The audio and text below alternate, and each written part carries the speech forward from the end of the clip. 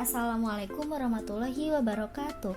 Halo teman-teman online, perkenalkan nama saya Wilda Najia dari kelompok 90, peserta Kukerta DR UIN Sultan Maulana Hasanuddin Banten. Ini adalah video pertama saya untuk melaksanakan Kukerta DR ini. Yuk disimak videonya. Kali ini saya akan membahas tentang COVID-19. Yuk kenali virusnya dan cegah penyebarannya. Apa sih coronavirus dan COVID-19 ini? Coronavirus merupakan keluarga besar jenis virus yang menyebabkan penyakit pada manusia dan hewan. Pada manusia biasanya menyebabkan penyakit infeksi saluran pernapasan, mulai dari flu biasa hingga penyakit yang serius seperti Middle East Respiratory Syndrome atau MERS, dan sindrom pernapasan akut berat atau Severe Acute Respiratory Syndrome atau SARS. Coronavirus jenis baru yang ditemukan di Wuhan, China pada Desember 2019 yang diberi nama Severe Acute Respiratory Syndrome Coronavirus 2 atau SARS-CoV-2. Virus inilah yang menjadi penyebab Coronavirus Disease 2019 atau COVID-19.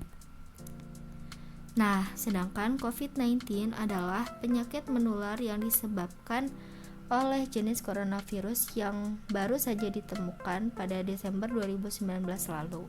Virus baru dan penyakit yang disebabkannya ini menginfeksi saluran pernafasan pada manusia seperti pneumonia, tapi lebih akut. COVID-19 ini sekarang menjadi sebuah pandemi yang terjadi di banyak negara di seluruh dunia. Nah, berikut ini adalah timeline penyebaran COVID-19 dari awal kasus hingga masuk ke Indonesia. Pada tanggal 31 Desember 2019, China melaporkan beberapa kasus pneumonia akut yang terjadi di negaranya kepada WHO. Lalu hingga seiring waktu dengan melonjaknya kasus yang terjadi di China, pada tanggal 7 Januari 2020, Komisi Kesehatan Wuhan mengumumkan kematian pertama oleh coronavirus. Lalu, pada tanggal 13 Januari, Perancis mengumumkan kasus pertama coronavirus terjadi di Eropa.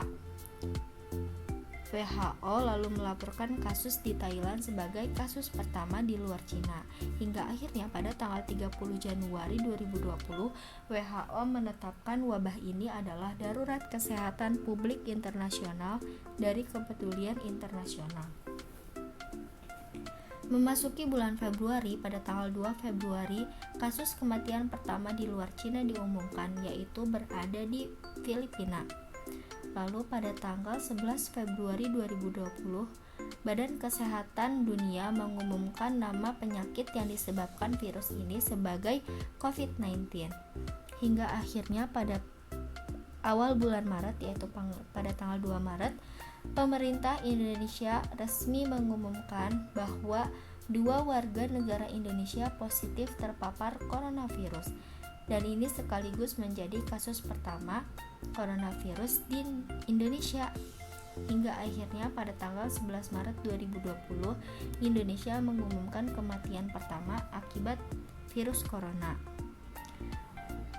Lalu pada tanggal yang sama, Badan Kesehatan Dunia menyatakan wabah virus corona ini sebagai pandemi saat Turki, Honduras, dan Bolivia mengumumkan kasus pertamanya di negara masing-masing. Nah, lalu berikut ini adalah istilah-istilah baru yang muncul terkait COVID-19 di Indonesia. Yang pertama yaitu ada kasus suspek.